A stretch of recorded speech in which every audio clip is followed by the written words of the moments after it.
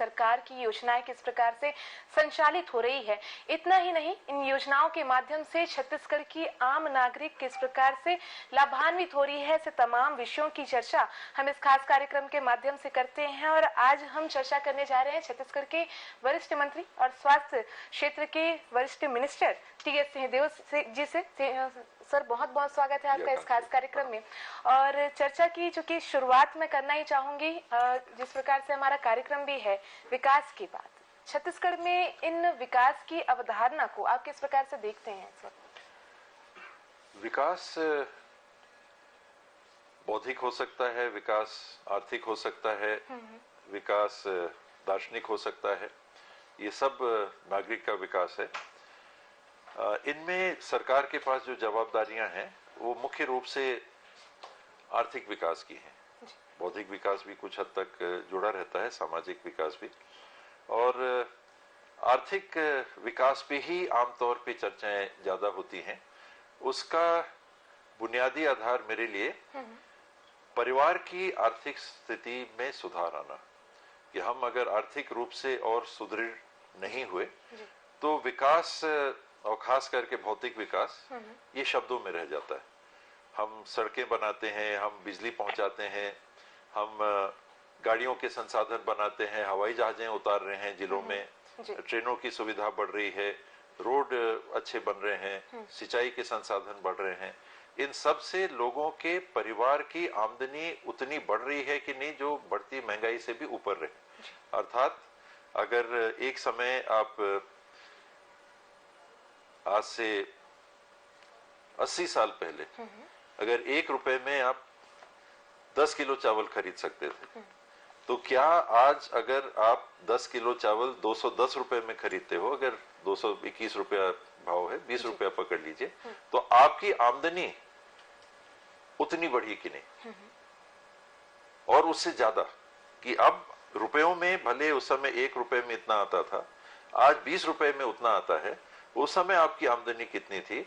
आप एक ही रुपए में 10 किलो चावल खरीद सकते थे, कि कपड़े भी खरीद सकते थे, और चीजें भी खरीद सकते थे, साइकिल भी खरीद सकते थे, मोटरसाइकिल भी खरीद सकते थे, कार भी खरीद सकते थे क्या? और आज क्या जो भी भाव हो, उस समय चावल कुछ पैसों का रहा होगा, आज रुपयों में चला गया है। लेकिन जितनी आपकी आमदनी है उसमें कितने किलो, कितनी साड़ियां, कितने ब्लाउज, कितने कुर्ते, कितने जीन्स उस समय आप खरीद सकते थे, आज आप खरीद सकते हो। घड़ियां हो गई, बालियां हो गई, सोने के चेन हो गए इत्यादि। तो ये मेरे लिए आर्थिक विकास है। विकास का हम जिक्र कर रहे हैं और आज भी ये चर्चा है कि विकास की अवधारणा आज क्या है, पर कल की राजनीतिक पृष्ठभूमि को भी हम समझने की कोशिश करेंगे। चूंकि हम आपसे चर्चा कर रहे हैं तो सिंहदेव जी की शुरुआत राजनीतिक जीवन में किस प्रकार से हुई, इस विषय को भी हम समझना चाहेंगे सबसे पहले आपसे। और इस करियर की शुरुआत सीधे तौर पर हम कहें, क्योंकि हर एक इंसान की अलग अलग ख्वाहिश होती है कि मुझे इस क्षेत्र में जाना है, मुझे उस क्षेत्र में जाना है, और आपने राजनीतिक जीवन को चुना है। चुन लिया, मैं जाना नहीं चाहता था, ये मैंने पहले भी कुछ मौकों पे साझा किया है। और मुझे राजनीति से परहेज था, मुझे राजनीति पसंद नहीं थी। घर में एक सामंती परिवेश के परिवार में जन्म मिला था। पिताजी आईएएस के अधिकारी थे, वो एक गवर्नमेंट सर्वेंट थे। धीरे धीरे मदर भी पॉलिटिक्स में आई। 1971-72 में 72 का चुनाव उन्होंने लड़ा, विधायक बनी, बाद में मंत्री भी बनी। और परिवार में कहीं ना कहीं राजनीति की बात होती रहती थी।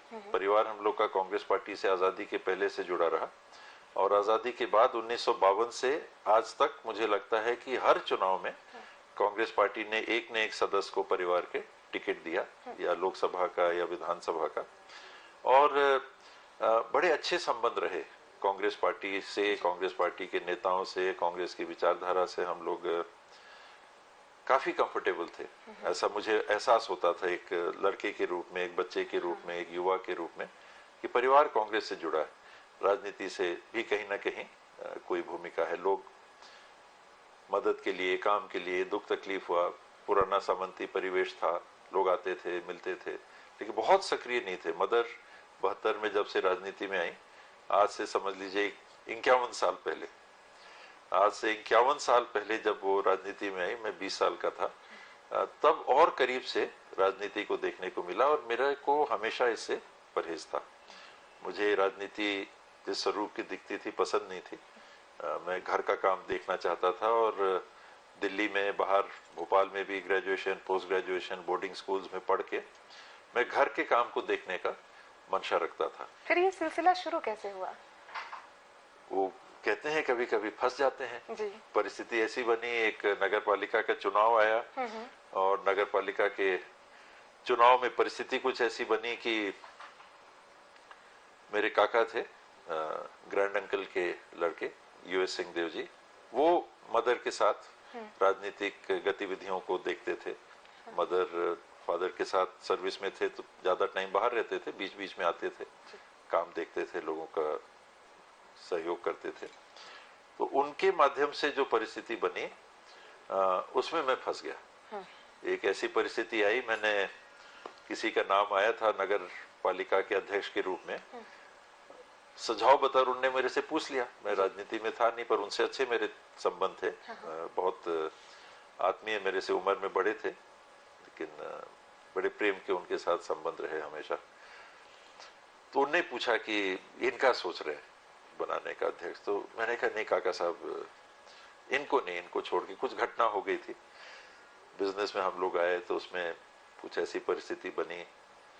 उनको मम्मी डैडी ने बोला भी था कि 2-4 लोग का नाम लिया था कि ये आप, मैं तो अकेला घर में रहता था, कोई भी नहीं था, स्टाफ एक आध कोई जो भी रहते थे। तेल नाप के खाने के लिए देता था, चावल नाप के लिए देता था, आलू प्याज निकाल के देता था अलमारी में रख के। तो मुझे अच्छा भी लगता था और वो जीवन वैसा था, एक अलग सा शुरुआती जीवन। सरगुजा में, अंबिकापुर में जब आके रहने लगा, 1975 की नवंबर-दिसंबर की बात है, तब से वहां रेगुलर फिर में रहा। उस परिस्थिति में उनने कह दिया, शायद ये जानते हुए, वो नेता तो थे, बहुत बारीकी से राजनीति को समझते थे कि ये तो राजनीति में जाएगा नहीं, इसको तो चिढ़ है राजनीति से। तो उनने कह दिया नहीं, इन्हीं को बनाएंगे बाबा, नहीं तो आप बनो, आप बनोगे तभी, नहीं तो इनको बनाना है। मैं कहा नहीं काका साहब, इनको नहीं, नहीं फिर आपको बनना पड़ेगा। बस वो मेरे मन में कुछ चोट ऐसी लगी थी उनके बाबत, जो व्यक्ति थे, कि उस युवावस्था में, अब तो बहुत कुछ हजम हो जाता है, उस समय हजम नहीं कर पाया था मैं। तो बस वो चोट मेरे को कि नहीं, इनको नहीं, तो उस कारण से मैं फंस गया। और फंसा क्या, फिर राजनीति में आया तो बहुत लोगों का साथ मिला, बहुत लोगों का प्रेम मिला, नगर पालिका अध्यक्ष के रूप में काम करने का मौका मिला। 10 साल मैंने काम किया 82 में। फिर बीजेपी शासन में 5 साल चुनाव नहीं हुए, 5 साल बाद फिर चुनाव हुए, तो फिर लोगों ने मुझे मौका दिया अध्यक्ष के रूप में काम करने का। तो अच्छा लगा। राजनीति मुझे पसंद नहीं थी उस समय भी, आज भी जिसे राजनीति कहते हैं, लेकिन काम करने में बहुत संतोष मिला। और लोगों का सहयोग जो मिला वो मेरे लिए एक बड़ी पूंजी जीवन की, जिसको कहते हैं कि आपने क्या पाया जीवन में, तो उसमें बहुत बड़ा जो मेरे को जीवन में मिला वो इस अनचाहे राजनीति में आने के कारण मिला। तो सिलसिला चलता गया। फिर बात आपने कही अनचाही राजनीति और यहाँ आना, इस सफर की शुरुआत इशारों इशारों में आपने कई इस वक्त बातें कही, लेकिन एक इशारा तो पिताजी की भी ओर से आपको मिला था कि अगर आप राजनीतिक जीवन में ना आए तो बेहतर हो। मेरे को डैडी ने जीवन में 2 ही चीज करने को कहा और संयोग रहा, मैं दोनों चीज उनके लिए नहीं कर पाया। एक उनने कहा था कि वकील बन जाओ जी। उनने भापा होगा कि ये थोड़ा आदर्शवादी टाइप का है, थोड़ा जिद भी कर लेता है आदर्श के नाम पे, वह ये मेरे को ठीक नहीं लग रही, मैं नहीं करूंगा। तो उनको लगा होगा कि ये नेतागिरी में तो ये फिट नहीं हो पाएगा, लॉ करो और आगे बढ़ सकते हो। तो शायद उनने जज वगैरह एग्जामिनेशंस पास कर लोगे तो जज बनो, उस लाइन में मुझे लगता है कि उनका गाइडेंस था। मैंने लॉ कॉलेज ज्वाइन भी किया और पढ़ने की कोशिश की, लेकिन वही लोगों से मिलने का सिलसिला ऐसा था कि कंसंट्रेट नहीं कर पा रहा था। तो डिग्री तो मिल जाती, उस समय की व्यवस्था ऐसी थी डिग्री मिल जाती, लेकिन मेरे को वो नहीं जमा। तो मैं फिर लॉ कॉलेज ज्वाइन करके गया भी, कॉलेज भी गया कुछ बार, तो फिर मैंने छोड़ दिया, मैं कर नहीं पा रहा हूँ उसको। फिर दूसरा, ये जब चुनाव जिसका जिक्र मैंने किया, उस समय डैडी की चिट्ठी आई थी, वहां तक खबर चली गई होगी कि ये तो बाबा जी इसमें फंस रहे हैं जी। तो उनका पत्र आया। मैंने बताया कि कभी उनने मेरे को जीवन में ये करो ये करो ये करो, कभी मेरे को फ्री छोड़ा कि जो तुमको ठीक लगता है, बिना कहे उन्होंने कहा कि जो तुमको ठीक लगता है तुम करो।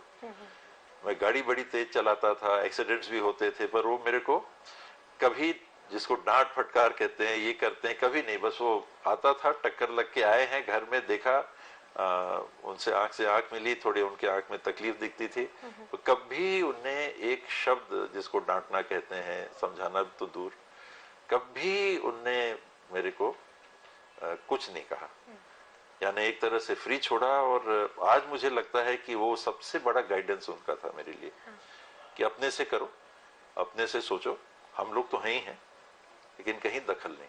वो सलाह मान लेते तो आज की परिस्थितियां बहुत अलग होती है। ऐसा कभी मन में विचार आया भी होगा आपके? मुझे लगता है कि फिर बिजनेस से जुड़ा रहता। हाँ।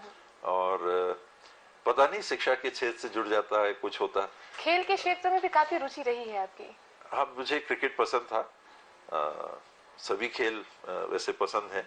आज भी शाम को पसीना बहाने के लिए बैडमिंटन खेलने जाता हूँ जब मौका लगता है। रायपुर में जब भी रहता हूँ मैं, राजकुमार कॉलेज जाके 3 गेम 4 गेम बैडमिंटन खेल के, पसीना वसीना निकाल के मैं रोज आता हूँ। मुझे बहुत अच्छा लगता है। क्रिकेट खेलता था थोड़ा बहुत, क्लब लेवल का क्रिकेट खेलता था, यूनिवर्सिटी की टीम में भी सिलेक्ट हो गया था। भोपाल में ही क्रिकेट ज्यादा खेली, दिल्ली यूनिवर्सिटी में मैंने भाग नहीं ली क्रिकेट में। यहाँ मैं खेला तो घर में भी खेलते थे, अपनी टीम भी बना रखी थी यंगस्टर्स 11 के नाम पे, और टूर्नामेंट्स में हम लोग भाग लेते थे। जीप में मैटिंग लाद लेते थे और चल देते थे, कहीं भी मैच खेलना है तो मैटिंग है, गए, बिछाई मैटिंग, दूसरी टीम को बुलाया। ये तो रही बात खेल की। चूंकि राजनीतिक जीवन भी एक खेल है, राजनीति स्वयं एक खेल है, तो इस खेल में भी एक अलग इंटरेस्ट। आपने बताया आपको क्रिकेट भी पसंद है, कभी बॉल गुगली आ जाती है, कभी छक्का मारने का भी मन करता है। ऐसी स्थितियां कैसे देखते हैं इस राजनीतिक जीवन के खेल को? चाहे खेल हो, चाहे जीवन का कोई भी पहलू हो, मैंने जानते हुए प्रयास हमेशा ये किया कि अपनी क्षमताओं को पहचानो और अपनी क्षमताओं के अनुसार फिर खेलो। मैं अगर बॉलिंग कर रहा हूं तो मैं अपने से अपना आकलन करता था और करता हूं कि मैं कितना कर सकता हूं। सामने वाला भी, जब आप बॉलिंग करते हो तो कितने चौके छक्के मार रहा है आपको दिखता है। तो आपकी इस क्षमता ऐसी नहीं है कि हर बॉल करोगे तो बोल्ड कर दोगे, आउट कर लोगे। पिटाई भी होगी, कहाँ बॉल डालना है, कैसे करना। तो अपनी क्षमताओं को पहचान के मैं खेलता था। बैटिंग भी बहुत अच्छी नहीं करता था, नीचे बैटिंग करने का मौका लगता था। तो अपनी सीमाओं के अंदर मैं कोई अच्छा बल्लेबाज नहीं था, लेकिन कई मौके लगे कि रन बनाए, हाफ सेंचुरीज भी बनाई और टीम के लिए योगदान भी दिया। वैसे ही राजनीति में कि मेरी कैपेसिटी क्या है। बहुत सलाहकार थे, कई मौके आए, छत्तीसगढ़ बना, और खास करके छत्तीसगढ़ बनने के बाद में मैं 82-83 में उस तरह से राजनीति में जुड़ी गया था जी। और मध्य प्रदेश रहते हुए बैकुंठपुर से एक बार चुनाव लड़ने की भी परिस्थिति आ गई थी। मम्मी वहां से विधायक बनी थी क्योंकि सरगुजा सारी सीटें आरक्षित थी। तो एक बार जीती, दूसरी बार वो हार गई। वो भी राजनीतिक एक दांव पेच था जी। तो उनका कैरियर वहां थमा।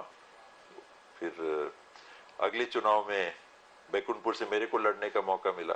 आरसी सिंहदेव इंडिपेंडेंट खिलाफ में लड़ गए थे, मैं जीत नहीं पाया था, वो जीते थे। तो वो प्रारंभ था।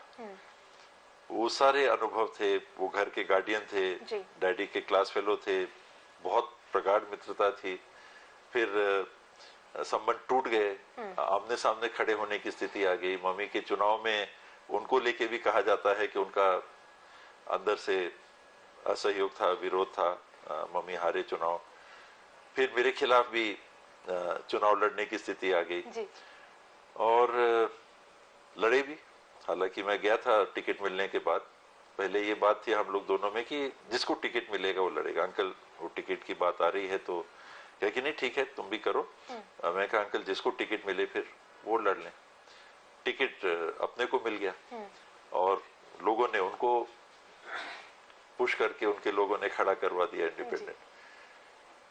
तो वो जीते और उसके बाद में इंडिपेंडेंट रहे। फिर मैंने पहल करके, क्योंकि बहुत पारिवारिक मित्रता थी, बहुत क्लोजनेस था, तो मैंने उसको फिर पाटने की कोशिश की।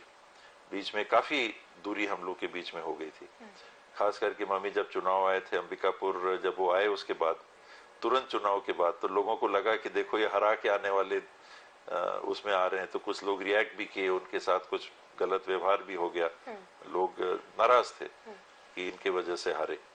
तो वो सारे दौर के बाद में फिर मेरे खिलाफ चुनाव पार्टी के खिलाफ लड़के वो जीते थे। फिर भी मैंने धीरे धीरे कोशिश की, कभी ट्रेन में जाते थे, साथ हो गए बोगी में। तो मैंने ऐसे ही पहल छेड़ी, अंकल ये अच्छा नहीं लग रहा।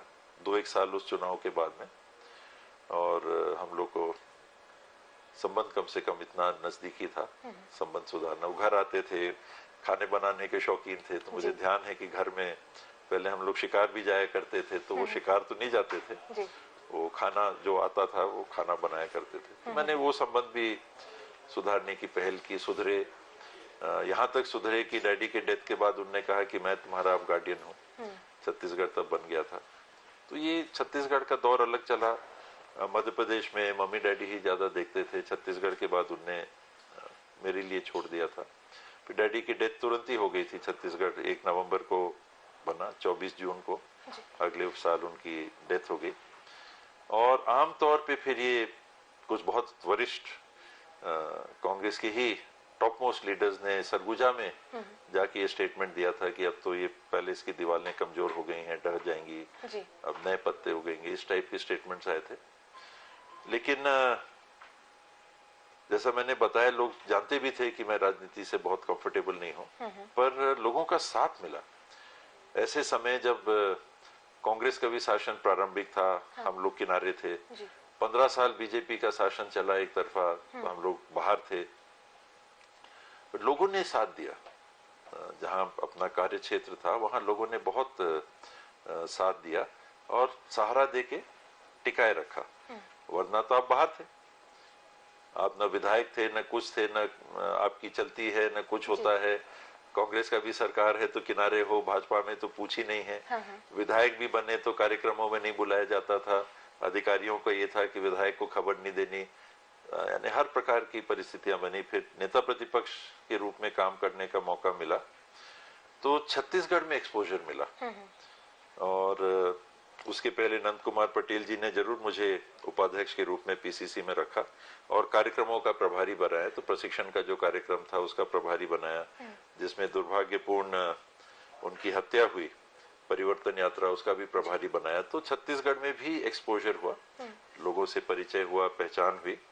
और नेता प्रतिपक्ष के रूप में काम करने का जब मौका लगा तो संबंध भी छत्तीसगढ़ में, पूरे छत्तीसगढ़ में लोगों से संबंध बने और बहुत बहुत स्नेह मिला। अब एक मंत्री जी के स्वरूप में आप अपनी सेवाएं दे रहे हैं। कई महत्वपूर्ण जिम्मेदारियां होती है जब आप एक बहुत बड़े पद पे रहते हैं, और इस दौरान कई शिकायतें, कभी कमियां, कुछ ऐसी स्थितियां भी बनती है। राजनीतिक करियर है, राजनीतिक जीवन है, उसको लेके चलना पड़ता है। मैं जब सरगुजा में रहने आया नियमित रूप से, तो हम लोग वहां के ही हैं, तो 1975 में मैंने आपको बताया 22-23 साल का, 23 साल का था। तो मेरा 24 साल का था, 76 साल का था। तो मेरा स्वागत अंबिकापुर में हुआ। एक लोकल पत्रिका निकलती थी, उसने छापा कि टीएस सिंहदेव ने मस्टर रोल में भ्रष्टाचार किया, पैसे कमा लिए। वो अखबार में छपा, अखबार जिसको लोग मानते हैं, विश्वास करते हैं। और मुझे मस्टर रोल क्या होता है उस समय नहीं मालूम था। और मेरा स्वागत था ये सरगुजा में, वहां के हम लोग राज परिवार के हैं, मम्मी डैडी प्रभावशाली व्यक्तित्व में वहां के थे, प्रदेश में प्रभावशाली व्यक्तित्व उन लोग का माना जाता था। और एक नया लड़का पढ़ लिख के अपने को आदर्शवान मानता है और उसका स्वागत अपने ही घर में इस नाते होता है कि एक अखबार छापता है कि ये मस्टर रोल में कमीशन खा रहे हैं। मुझे बहुत गुस्सा आया और बड़ी पीड़ा हुई। वो गुस्से में जो आंख में पानी टाइप आ जाता है ना, वैसा गुस्सा आया। और मैंने डैडी को फोन लगाया, मैंने कहा कि ये मैं कोर्ट में जाऊंगा, केस करूंगा, ऐसा वैसा। तो उन्हें शांत नहीं, देखो ये ऐसा है, कुछ चीजें होती हैं। वहां से मेरा पब्लिक इंटरेक्शन, वरना बोर्डिंग स्कूलों में रहा तो पब्लिक इंटरेक्शन मेरा नहीं के बराबर था, नियर जीरो। दुनिया कैसी चलती है मैं अनभिज्ञ था, मुझे उसकी जानकारी नहीं के बराबर थी। एक परिवार का संरक्षण, एक वातावरण का संरक्षण, बोर्डिंग स्कूल का संरक्षण, स्कूल में, कॉलेज में, तो दुनियादारी से मेरा ताल्लुक नहीं था। मैं नहीं, आज मैं कह सकता हूं मैं कुछ नहीं जानता था कि दुनिया कैसे चलती है। तो ये मेरा सरगुजा में स्वागत था। और उसके बाद लगातार कोई न कोई ऐसे दृष्टांत आते गए जिसमें असत्य बातें मेरे संदर्भ में धड़ल्ले से अखबारों में, मीडिया में भी छपती नहीं। लोग छपवाते रहे होंगे या जो भी कारण रहा हो, मैं नहीं जानता। तो ये इसने मेरे को एक तरह से, जिसे कहते परिपक्व बनाया, चमड़ी मेरी मोटी की धीरे धीरे कि इसी में रहना है। फिर आदमी दूसरे सोचने लगा कि भाई मैं तो जानता हूं ये सारी बातें गलत हैं, तो इसमें गुस्सा नहीं करना, इसमें रिएक्ट नहीं करना। लोग चाहते हैं, लगता है कि तुम कुछ करो, रिएक्ट करो, तो उसमें फिर और माहौल बनेगा या तो ऐसे ही मैंने बताया कि राजनीति ये सबसे मुझे परहेज था। और ये जब मेरा सिलसिला जीवन के अनुभवों का चला तो मैंने अपने आप को मोल्ड किया। जिस परिवेश में मुझे रहना है, ये दुनिया ऐसे चलती है तो इस हिसाब से भी चलना। बिजनेस में गए तो पहले साल बिजनेस के जब ठेके मिले तो हम लोग 3 पार्टनर थे और हम लोग का टारगेट था कि 10,000 रुपए महीने कमाएंगे, वो हम लोग जीवन मस्त जिएंगे। हमारा जीवन का लक्ष्य और कुछ नहीं था। 10,000 रुपए महीने हमको इनकम चाहिए और आराम से जिंदगी अपनी कट जाएगी। उस समय की सोच ये थी। उसी बिजनेस में पहले साल तो पता नहीं चला, टेंडर भरा, मिल गया, काम किया, निकल गए, 2 पैसे कमा लिए। दूसरे साल आया, हम लोग 0 पे पहुंच गए। ऐसा वातावरण बना कि हम लोग का सामान नहीं बिका, हम लोग का पूरा बिजनेस, पैसा पूरा डूब गया, हम लोग का सारा काम ठप हो गया। और उस सीजन के पहले मेरे पास खबर आई कि कुछ लोग कह रहे हैं कि बाबा तो कुछ देते लेते नहीं है, कैसे बिजनेस करेंगे। तो वो मम्मी, डैडी, प्रभाव, वहां का राज परिवार, फलाना ढिमकाना, लेकिन दुनिया कैसे चल रही है कि बिजनेस में हो तो बिना कुछ के नहीं चलता। छोटे छोटे तबके के लोग, अधिकारी, कर्मचारी, वहां से ऐसे संदेश आने लगे। तो जीवन के बारे में और पता चला। हम लोग तो अलग जीवन वाले थे कि ये कैसा चलता है जीवन, तब समझ में आने लगा। तो हम लोग की कंडीशनिंग जिसको कहते हैं, हम लोग ढले नहीं थे बचपन में। बचपन में एक सुरक्षित वातावरण में हम लोग पले बढ़े, घर के, बोर्डिंग के। और दुनिया को जब देखा तो देखा कि ये तो आदर्श अपने जगह, ये दुनिया का चलन अपने जगह, सच्चाई, वास्तविकता अपने जगह। तो इसमें अपने आप को ढाला। और जब नगर पालिका में भी आया तो तब तक थोड़ी सी चमड़ी मोटी हो गई थी, थोड़ी समझ भी दुनिया के होने लगी थी। और मीडिया को मैंने फिर एक साउंडिंग ब्लॉक बना लिया कि मीडिया में जो भी छपता है, हम लोग नगर पालिका में थे तो उसमें भी कई प्रकार के आर्टिकल छपते थे, प्लस माइनस सब छपता था। तो मैं माइनस को उठाता था, प्लस की तरफ ज्यादा ध्यान नहीं देता था।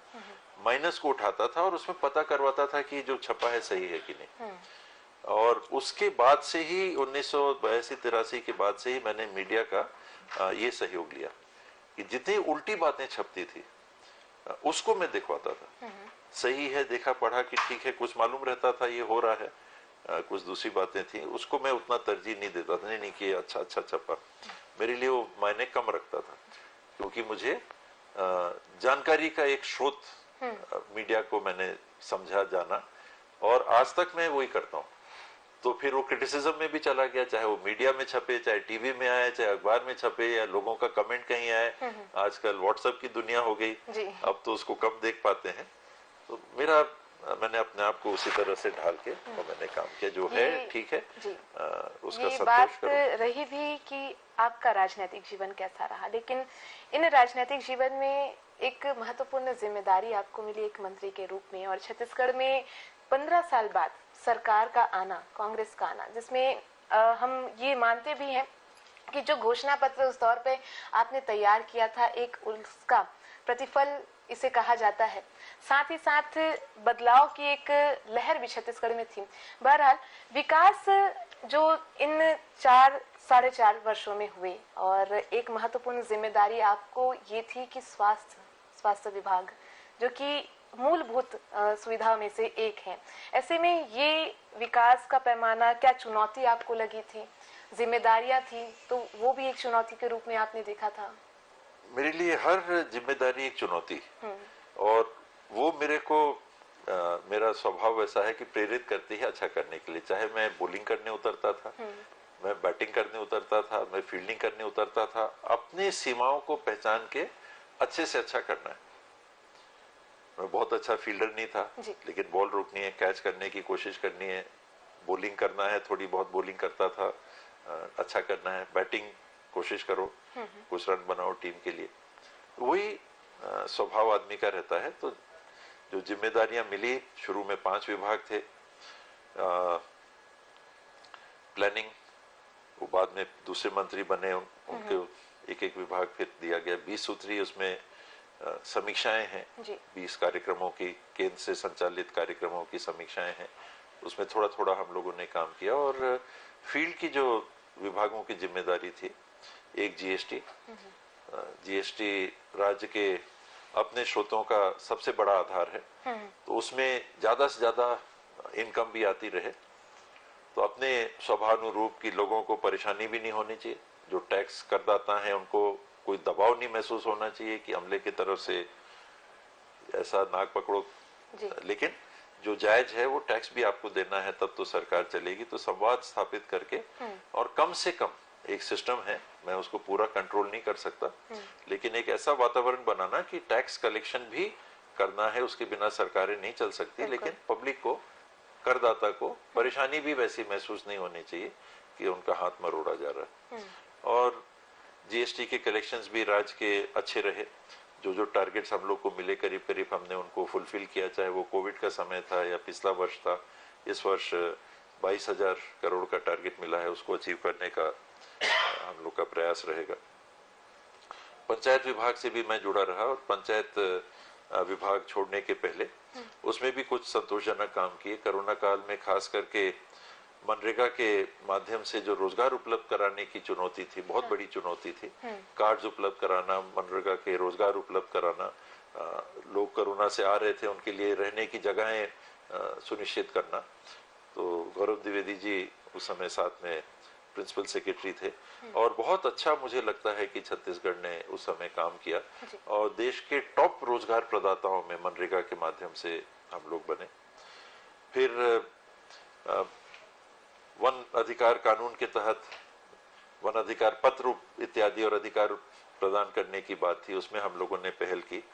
और ग्रामीण क्षेत्रों को सामुदायिक अधिकार मिले, छत्तीसगढ़ आज उसमें टॉप राज्यों में है, हम लोगों ने उसको प्रारंभ किया।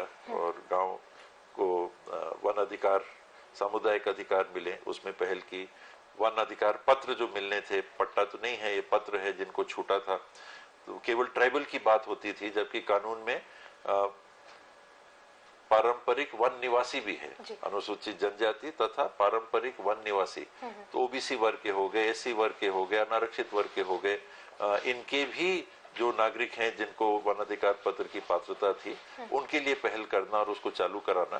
तो दूसरे लोगों को भी जिनकी पात्रता थी कानून में, उनको पट्टा दिलाना एक चुनौती थी, क्योंकि सब तब तक ये था कि केवल ट्राइबल को पट्टा मिल रहा, और समाज में एक असंतोष था कि ओबीसी को नहीं मिलता, एससी को नहीं मिल रहा, अनारक्षित जो हम पहले से रह रहे हैं हमको नहीं मिलता। तो उसमें पहल करके संतोष मिला। पेशा का नियम था, बहुत बड़ी चुनौती थी पेशा के नियम को भी बनाना। तो जिस स्वरूप में भी प्रस्तुत कर सके उसको हम लोग विभाग की ओर से प्रस्तुत करने में सफल रहे, वो पारित भी हुआ। उसमें और समय के साथ जो करना हो परिवर्तन और किए जा सकते हैं, और मजबूत करने के लिए लोगों की भागीदारी और सुनिश्चित करने के लिए उस समय के साथ किया जा सकता है। उसमें प्रधानमंत्री सड़क योजना है, तो ज्यादातर 80% 90% सड़कें जो राज्य की हैं, 80% हो सकता है, ये प्रधानमंत्री सड़क योजना के तहत है। उसमें गुणवत्तापूर्ण सड़कों को बिछाना, नई सड़क अगर बन रही है, रिन्यूअल हो रहा है, मेंटेनेंस है, पहले 5 साल ठेकेदार को मेंटेन करना, तो कॉन्ट्रैक्टर कर रहे हैं कि नहीं, 5 से 10 साल में गवर्नमेंट को करना, तो फंड्स के लिए पहल करना, और 10 साल के ऊपर फिर केंद्र सरकार से हम लोग फंड्स लेके करते थे। तो जो भी टारगेट्स मिले, देश में छत्तीसगढ़ टॉप राज्यों में रहा इस स्कीम को भी, और बल्कि जो टारगेट हमको मिलता था उससे हर साल हम लोगों ने ज्यादा काम किया। तो उसका भी संतोष है कि विभाग के अधिकारियों का और साथियों का जो सहयोग मिला, कॉन्ट्रैक्टर्स का सहयोग मिला, उनने गुणवत्तापूर्ण सड़कें अमूमन मेरे ख्याल से 95% से ज्यादा मेरे को लगता है कि काम ठीक हुआ होगा। अभी भी ऑस्ट्रेलिया आपका दौरा भी है, इसके साथ ही ये उम्मीद है कि छत्तीसगढ़ में नई स्वास्थ्य की व्यवस्था आ सकेगी, क्या कुछ खास इस दौरे में भी आना चाहिए? देखिए, यूनिवर्सल हेल्थ केयर का जो कंसेप्ट है, एक कभी कभी लोग उसको समझ भी नहीं पा रहे और हंसी में भी उड़ा देते हैं कभी कि क्या है ये, कौन सी। तो ये कानून लाने की बात है जिसमें स्वास्थ्य, संपूर्ण स्वास्थ्य की सेवाएं पब्लिक के टैक्स के पैसे से समस्त नागरिकों को मिले। कोई अमीरी गरीबी का अंतर नहीं इसमें, कोई छोटी बीमारी बड़ी बीमारी का अंतर नहीं। तो उस दिशा में हमको पहुंचना ही है। इसमें कोई दो बात नहीं है कि ये हो सकता है कि नहीं हो सकता है, ये तो आने वाले समय में होना ही है। आप कितनी जल्दी उसको अपने नागरिकों को उपलब्ध करा सकते हो, ये भर आपके सामने विकल्प है। इसमें कोई दो बात नहीं है कि ये होगा कि नहीं होगा। तो हम लोग के पास जो चुनौती है वो यही है कि हम कितने जल्दी उसका प्रारूप बना के, राजस्थान आगे निकल गया, स्वास्थ्य की सेवाओं में अच्छा काम भी करता रहा है। राहुल जी ने मुझे बोला था कि मैंने उनसे जब पूछा कि सर कुछ एडवाइस मंत्री बनने के बाद जब मिला, तो उन्होंने कहा था कि राजस्थान दौरा करना। हम लोग गए भी, वहाँ दौरा भी किया, अधिकारियों से मिले, उनके प्रतिष्ठानों को देखा, उनके वेयर हाउसेस को देखा, उनके छोटे बड़े अस्पतालों को देखा। और ये अब हम लोग के लिए अगला टारगेट स्वास्थ्य विभाग में जो भी गवर्नमेंट आएगी उसके लिए ये रहेगा कि आपको सार्वभौम स्वास्थ्य की व्यवस्था उपलब्ध करानी है, यूनिवर्सल हेल्थ केयर आपको उपलब्ध कराना है। टुकड़ों में हम वो काम कर रहे हैं, पूरा करना है। चूंकि इस चर्चा के अंतिम चरण में भी हैं और हम लगातार ये समझने की भी कोशिश कर रहे हैं कि छत्तीसगढ़ सरकार ने जिस प्रकार से कार्य किया इन लगभग 4.5 वर्षों में, आप स्वयं एक मंत्री के स्वरूप में नहीं, एक जनप्रतिनिधि और एक आम नागरिक के स्वरूप में छत्तीसगढ़ के इस विकास को, 4.5 वर्षों के विकास को किस प्रकार से भांप पाते हैं? 7 आउट ऑफ 10। यानी बहुत ज्यादा भी नहीं देना चाहिए, काफी काम हुए हैं। कृषि के क्षेत्र में ज्यादा काम हुआ है। जो शुरू में बात आपने पूछी थी विकास, और मैंने कहा था कि आर्थिक स्थिति सुधरनी चाहिए, तो वो बुनियादी काम जिसकी परिकल्पना हमने घोषणा पत्र में भी की थी, उसको सरकार ने लागू किया, पहली कैबिनेट मीटिंग से लागू किया। और मुझे खुशी है आज की सरकार ने एक बड़ा योगदान नागरिकों की जेब में पैसा पहुंचाने का किया, एक बड़े स्पेक्ट्रम के नागरिकों का। तो ये बड़ा संतोष का विषय है। फंड्स की सीमाएं रहती हैं, बजट की सीमा रहती है, तो विकास के कार्य तो बहुत रहते हैं, उसमें कई काम है। लोग तो चाहेंगे कि ये भी हो जाए, ये भी हो जाए, ये भी हो जाए। तो उस पैमाने पे हम लोग के 30% नंबर कटे हैं कि संपूर्ण आकांक्षाओं को पूरा तो करने की संभावना नहीं रहती, स्थिति नहीं रहती, लेकिन लोग चाहते हैं। तो जितना हम लोग कर पाए, सिंचाई के क्षेत्र में, निर्माण के क्षेत्र में, कृषि के क्षेत्र में, शिक्षा के क्षेत्र में, नए आत्मानंद स्कूलों की स्थापना के माध्यम से, डॉक्टरों की भर्ती के माध्यम से, ऑक्सीजन प्लांट्स लगाने के माध्यम से, आईसीयू बिस्तरों की स्थापना के माध्यम से, मैं अपने विभाग की बात थोड़ी बढ़ा के बता दे रहा हूँ। तो आप हर विभाग में, अर्बन डेवलपमेंट में देखिए तो काम हुए हैं, और हो सकते हैं, वो अपनी जगह है। लेकिन जो आर्थिक सीमाएं हैं उनके अंदर यथासंभव ये प्रयास हुआ है, ये पहल हुई है। और मुझे संतोष है कि इन 4.5 सालों में अपने सीमाओं में, जैसा मैंने कहा, मैं उसको पहले पहचान के हर काम करता हूँ। मुझे अपना संतोष है, व्यक्तिगत आपने आकांक्षाओं का जिक्र किया, क्योंकि छत्तीसगढ़ में इस वर्ष चुनाव होने हैं और जो विकास कार्य छत्तीसगढ़ में हुए हैं, इस विकास कार्यों को लेकर के अब जनता के बीच जाना होगा। टारगेट भी आप लोगों को दिए जा रहे हैं, तो जो जीत की आकांक्षा होती है मन में, वो पूर्ण हो जाएगी, ये उम्मीद है? कांग्रेस जीतेगी। ये आज के दिन ज्यादा नहीं बोलना चाहिए कल क्या होगा, लेकिन आज के दिन तो ये दिख रहा है कि कांग्रेस आगे है और भाजपा का मनोबल गिरा सा हुआ दिखता है। मैंने इतने गिरे हुए मनोबल में भाजपा को पहले कभी नहीं देखा, न छत्तीसगढ़ में, न मध्य प्रदेश में, न देश में। हो सकता है जब 2 सीटें उनकी आई थी पार्लियामेंट में, तो उस समय बहुत कमजोर स्थिति में वो दिखे होंगे। वरना वो उनमें वो एनर्जी नहीं दिख रही। काम भी हुए हैं और पिछला चुनाव और जो बाई इलेक्शंस हुए हैं वो सारे कांग्रेस के फेवर में गए हैं। जो लोकल बॉडी इलेक्शंस हुए हैं वो बहुत बड़ा प्रतिशत कांग्रेस के फेवर में गया है। अपने शुरुआती दिनों में भाजपा जा रही है पीछे धकेलते हुए, ये हम कहें। ये उतार चढ़ाव लगा रहता है जीवन में, कोई स्थिरता नहीं रहती। तो आज 15 साल तक भाजपा ही रही, कांग्रेस को ये 5 साल मिले हैं। सिर्फ 5 ही साल तो मिले हैं, हम तो 15 की भी बात नहीं कर रहे हैं, अगले 5 की बात कर रहे हैं। तो सबके लिए मौका रहता है। आपको परफॉर्मेंस का प्रेशर है, आपको परफॉर्म भी करना पड़ेगा। लोग बड़ी जागरूकता से आकलन करते हैं, कहीं कोई कमी रहती है तो उसका भी रिएक्शन होगा। पूरी है हम मान लें। हाँ, आज के दिन तो कांग्रेस जीत रही। बिल्कुल। तो ये थे मंत्री टी.एस. सिंहदेव जी, जिनसे हमने खास तौर पर चर्चा की, जाना और समझा, और जनता को इन तमाम विषयों की आपने जानकारी दी, अपनी राजनीतिक जीवन से, पृष्ठभूमि से, और विकास के तमाम विषयों को आपने जिक्र किया। इसके लिए बहुत बहुत धन्यवाद बाबा साहब आपका।